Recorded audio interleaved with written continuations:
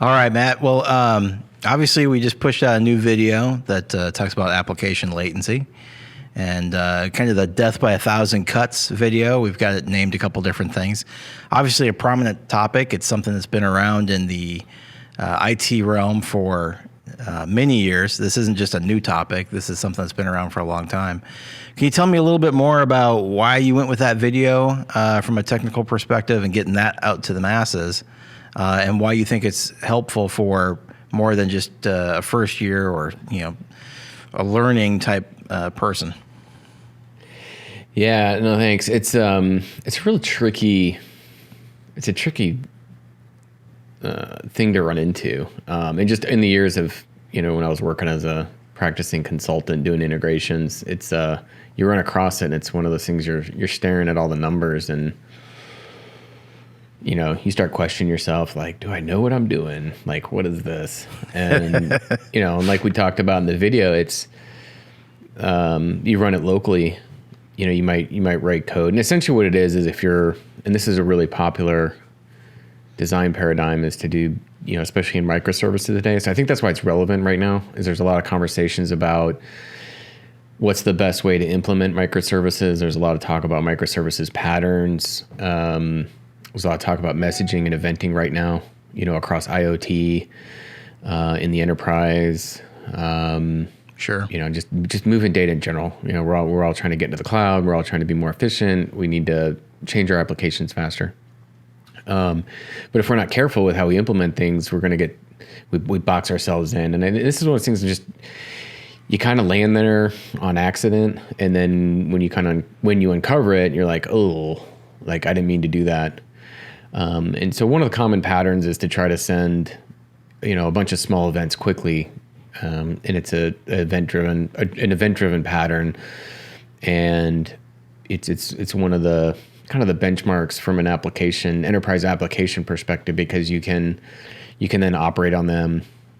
Different applications can subscribe to different events.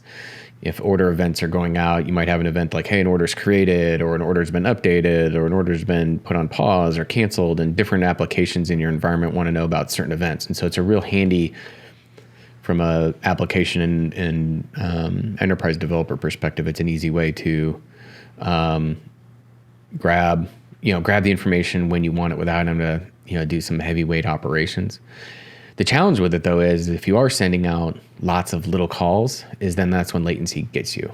And by get you, you literally can't throw more hardware at the problem. You can't just buying a faster computer, more bandwidth. You've literally designed an application that's going to top out. And that's what application is. Application latency is it's where your application performance is going to go to die effectively. And so just trying to keep, I think trying to just bring a level of awareness to it. When designing applications, there's things you can do where you can start in event driven, but then when you actually get into the moving of the data, you can start batching things up. So you can kind of code that way, but you don't need to necessarily transfer over the wire that way. And I think that's, I think that's the point of the conversation. Yeah, I definitely can see that. Yeah, I think there's also a challenge there with, you don't want to lose credibility when you're working with other teams and troubleshooting either, right? And if you can keep your stuff to where it's not the stuff being pointed at, because it's a finger pointing game sometimes when it comes to IT, right? Nobody wants to say that, but it is, right? Everybody wants it to be, my house is clean, it's on someone else's side of the fence. But everybody's got something that they have to troubleshoot, and if you can keep the finger from being pointed at you, obviously that there's an advantage to that within teamwork. Yeah, and it's right. And I mean, we've been on those Tiger teams, right? When something's going wrong and it's just kind of all hands on deck and you're trying to have constructive conversations about finding where it is. And this is one of those things that it pops up and everybody's going to look and raise their hand and say, it's not me. The database is going to say, yeah, I'm seeing a bunch of operations, but my CPU load's low, my network load's low, my disk IO's low. You're just calling me slowly. Not me, can't reproduce. Network database is like, I'm fine. So they're going to stare at it. None of the big indicators are going to go off. It's not like if I'm sending too much data or I'm flooding you with a denial of service, none of the big indicators are going to go off where like disk is max, network is max, CPU low. I'm not sending a full table scan against the database, things like that are going to, throw up the big alarms. Yeah, so to your point, the database is going to be like, we're good. The network team's going to be like, this is not even a blip on the radar. In our demo, I think we hit 10% of the throughput. They're going to be like, dude, Right. You're fine. And then in the app guy, when he runs it on his local laptop, he's going to run the code and be like, I got great numbers. It's just not working in prod. So if it works on my laptop, so there's this natural, I think, feeling from the application side. You're saying, hey, I ran it locally. It ran fine. So the problem therefore must be when it's in production. So ops. And ops is saying, not me. Yeah, and so there's a big gotcha here when it comes to microservices and a lot of the design patterns that we see around microservices, function as a service, with these concepts where the idea is, the goal is to try to speed up development with the expectation that it can scale later by just adding hardware, adding more cloud instances, or putting in the cloud because the cloud's magically fast. And I think that's the big catch here, is that this is a real anti-pattern that you can't implement over a network communication or distributed communications however you want and just automatically scale. And latency is the application latency is what you run into to where you hit an absolute and you just can't scale it. Throwing more hardware network's not going to fix it. And so I think this really speaks to, and I think there's a lot of discussion around microservices not being able to deliver for a lot of reasons, whether it's organizationally, too much to challenge or too much of a challenge to manage, kind of moving from a model where you had, there's different terms like distributed monolith. I've moved my spaghetti code from in the database to now it's in the microservices. And so a lot of those things are true. But I think the thing that the benefit of on the microservices side, which we all want to get to and have to get to, is the ability to change quickly, create quickly. But with if application latency is not taken into account, you'll do the create quickly, but you can't do the change quickly, and you definitely can't scale quickly. And I think that's the big, I think thing that needs to be taken into account is, we're this promotion around, you can just add hardware and scale, and you just can't. The reality is it won't. Distributed computers don't operate in that way. And so I think it just begs the question, okay, when we're designing microservices, that we really need to take into account, how are we communicating between the services, which is a big area of, I think, uncertainty in general amongst application developers and architects. And we're starting to see those conversations, start having a more healthy component to them, rather than just, the run fast, do stuff, and things that I think are, missing important pieces, and things like application latency, where if we don't take this into account, the whole promise of scale and the whole promise of being able to change later is not there. And if that's not there, then what are we doing? So let's bring it back to, let's bring some like a historical component to it. Yeah, I was going to ask you about that. Is there an example that you feel like we can throw out there? Is there, a situation in the course of consulting or just being a W-2 where you actually saw some of this? It's just something to, maybe put into context for people who are watching. Yeah, I think contextually, a lot of the, in a lot of the conversations, I think get interesting when people try to draw lines of differentiation between service-oriented architecture and microservices or API-driven. And, there's all this, so is terrible, so it didn't work. And it's like, well, hold on. Like it's all brand new too, right? Yeah, it's like, okay, so what didn't work? And it's like, well, it's like, okay, well, the tech stacks were different. The cost structure were much different. A lot of what caused SOA to not succeed are the same reasons as microservices aren't going to succeed, right? We're pretending like bandwidth and latency don't exist, so we're making we're doing a lot of things really inefficiently in the idea of trying to move faster, make data available and connect systems. And in some ways we're moving the tightly coupled database just up a level to tightly coupled services. And it's like, okay, how is that different? And it's interesting, you get all these really great, Medium posts or blog posts or D-Zone articles. Like, okay, microservices is this and SOA was this, and it's these really great, grandiose conversations, a lot of gold blooming going on. It's like, oh yeah, we're totally not SOA, we're totally not making the same mistakes. And I think when you dig in a little bit, you're like, kind of looks the same. Like, how is this different? Right. And so there's, call it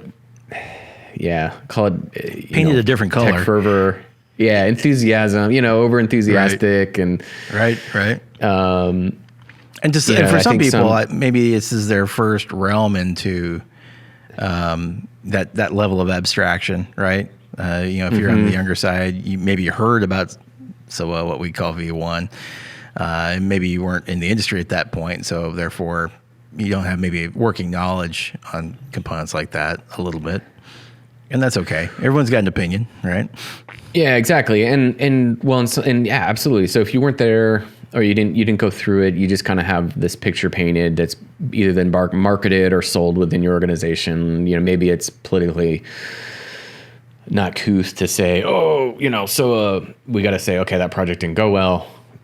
My experience is a lot of the reasons they didn't go well were maturity. A lot of those products came out way before they were mature.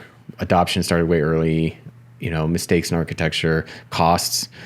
There was a model there where using the SOA stack, you could only do it for like some key applications, so you couldn't use it because it was just too expensive. It was cost prohibitive to use it top to bottom. Now, with more of the open source, like integration API platforms, all these things, you have opportunities to kind of use it everywhere. Right. And I think that's where microservice differs a little bit. It's like, okay, we can use the same stack or the same approach everywhere because it's not cost prohibitive. We're not dropping 150 grand on a 2-node cluster, or 300 grand on a 3-node cluster like you were in the SOA. So you had to be a lot more selective about it. And so microservices now, most of the framework and infrastructure is open source, or it's like a open source supported model. So that's a big difference. You can say, so now you can have full organizational adoption where before you couldn't. But a lot of the gotchas are the same. It's if I'm doing API to API call, whether it was SOA or SOAP or REST, it's the same problem. It's latency, it didn't scale. I'm like, okay, well, microservice is going to scale. Okay. How is that going to scale differently? It's, well, we're doing containers now. We've got, service meshes and all this stuff. And it's like, right. What about latency? And it's like, well, let me ask you a question. So, stuck. I mean, some of the early failures came from organizational setups as well, right? Not every organization was maybe set up to be able to handle that type of development lifecycle. So, I mean, you think that that's going to be something that happens in this current realm as well? I mean, in some realms, it feels like maybe organizations are set up to handle it better, but to some extent, it's almost like they're siloed even more. Yeah, I think there's this idea that if I do a microservice, I put an API out, there's my contract, I don't need to talk to you. If you need the information or whatever from our domain, right, go talk to the API. Which all sounds good, right? We're going to sit in different rooms and never talk to each other. Yeah, and we're starting to see, so there's a couple things. There's the performance aspect, which we talked about latency. Then I think there's there's a life cycle aspect. So if you put it on an API, people start using it, and then you need to change it. The kiss of death is I add a new required field. And now everybody that consumes it, we think we're creating this decoupled enterprise, but you're not. So when we were in consulting, we used to talk about there's decoupling at design time, where I don't need to, when we're having a meeting, we're planning our work, we don't need to involve people from this other team. And that's super important to get any kind of organizational forward movement. I can't have, every time I'm building an application or part of an application, I can't involve everybody in the IT organization. The meeting's Right. too big. Can't need network database. Have a company picnic so we can all sit down and talk through. Yeah, Right. it's like it's Right. just it just becomes, you just get bogged down with the number of people in the room, which is just natural. And so Sure. a lot of this is trying to create organizational efficiency. However, there's with an API, again, let's go back to the one required field. So if I have a quoting application and we add a field there that says, okay, are they creditworthy, or what's their creditworthy status? Well, creditworthy status is changes over time, right? So I might create an estimate and then create a quote, and that quote's good for a while, and we got the language in there, as long as the creditworthiness is good. Well, if the time when they want to go execute the quote, their creditworthiness has changed, when I go hit the quote service in the creditworthy field, we issue the quote, creditworthiness is great. Day 29, we go to execute the quote, and data and creditworthiness is now negative. I shouldn't execute on this quote. I shouldn't allow this quote to go forward. So that's a required field. But if I'm in version 1 of the quote service and I'm talking with it, and so let's say our order application that our order team, works with the customers, is staying current on the quote service, but the automated API is still using the old version. Well, now the automated API is not taking in the creditworthiness field. So everything on the quote looks good. I didn't change. It still works because I just added a field. But now I've actually broken the business because that's really a new version of the service. And so microservice, I feel like, is running into the same problem. There's a lot of attempt to what I call taking like architecturally compensated approaches like GraphQL. It's kind of like the SQL spaghetti code problem, where if I add a column, my old queries will still work, right? So I wrote my queries, I get my data out. If I add a new column, the old queries still work, but it doesn't necessarily mean I've got the correct data from a business perspective, right? And it's that one required field problem. And so microservices are going to suffer the same problem. And I think this is where the real focus should be on in organizations is not throwing out a bunch of services faster, but it's how quickly can we get alignment across everybody that needs to consume the data. It's everybody that's using the quote service. When we add the creditworthiness field, we need to be able to quickly get everybody up to the same level, or we're breaking the business. And I think that's the challenge. I think it's just a different mindset. It's a different conversation. But that's the one I think ultimately really matters. Well, that sounds great. You have any final thoughts you want to throw out there to people that may have already seen the video? And if you haven't seen the video, you need to go check the video out. But don't do it right now, or it ruins all the algorithms for YouTube. So do that afterwards. Yeah, I think dig into it. We tried to design it in a way where we would blow through, like we did a large, gigabyte of data. We're trying to blow past a lot of like low level system tuning, TCP windows, number of packets. And I think when you go run the test, run it a couple times, and I think you got to let it sink in. This isn't something that we got, like the light bulb doesn't go off right away on it.